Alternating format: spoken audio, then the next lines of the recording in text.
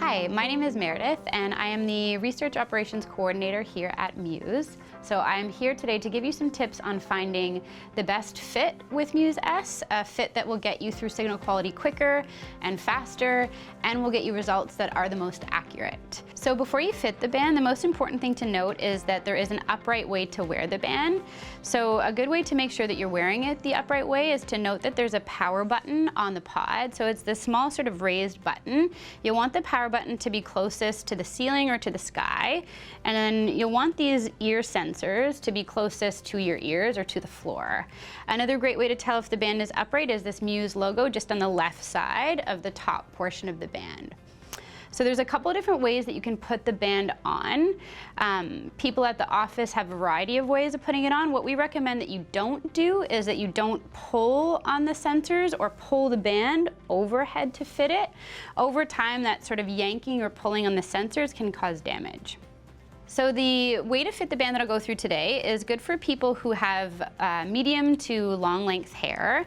And the way that we found best is to start with the pod at the front. You can take a quick peek at the pod and double check that the power button is again facing up towards the ceiling. What we like to do is take the pod, pull it to the back of your neck, and then you take the clasp and you've got it at the front. So you've got easy access to fasten, and then also you're not catching any of your hairs at the front. You then grab the pod and pull it around to your front. You can even double check again, power button is still facing up. When you pull the band, you want to pull it with the portion of the band that's just sitting behind the pod. So you lead with that. You pull it up to about midway up your forehead, and then you take your thumbs and pull these side sensors up and over your ears. And then it's just a little bit of tweaks on either side. Eventually, you sort of find this sweet spot of the pod on your forehead. It's not on your hairline, so it's not up here, and it's also not on your eyebrow line, so it's sort of midway up your forehead. So the method of pulling the band up from your neck up to your forehead naturally pulls the hairs at the sides of your head up above your ears. But if you have medium length hair, you might sometimes have to do a little manual work to get the hair out. We found that the best way to do that is to take your right hand to clear the left ear. So you just grab the headband with your left hand, and then you take this right hand and pull it up and over. And that way you have a nice clear access to pull the hairs away from your left ear. You pull them sort of up and then back, and then you place the sensor back down, and then you do the same with the opposite. So left hand to clear the right ear. Again, you pull the hair up and then back, and then you're just making sure that the sensors are making clear, direct contact with your ears. So in order to get through signal quality, it's important that this pod is securely attached to the band. So a good way to do that is just to take your hand and rub it over the pod to the band connection. So you can just do this sort of smooth rub over, or you can take your hands and gently hug the outer wings that hold the pod in towards the pod.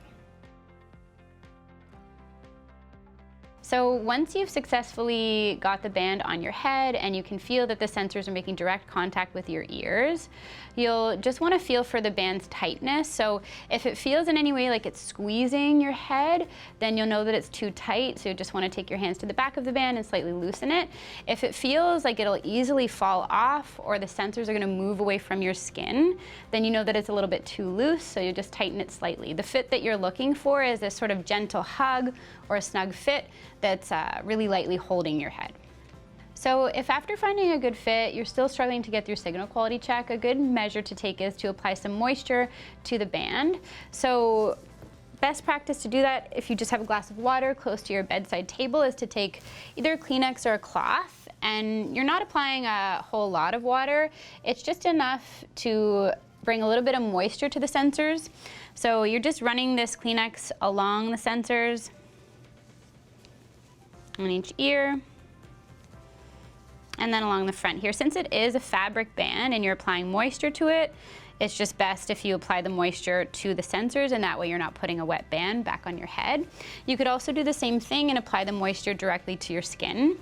So like any Muse headband, it works best on skin that's not dry and that's clean. So applying this little bit of water may help you get through signal quality much faster. Last but not least, if you're wearing the Muse S and getting comfortable to do a go-to-sleep journey in bed, we know that getting cozy and comfortable in bed can take some time and can take some movement to get settled. So that's all totally fine. Take your time. But once you actually find the spot where you're going to drift off, just do a quick double check. Make sure that these side sensors are making direct contact with your ear. So that could just be a quick feel along your ear. And then just to double check again that the pod is securely attached into the band, and that could be just a quick raise of the fingers across here. After that, release your arms by your sides, close your eyes, and then drift off to sleep.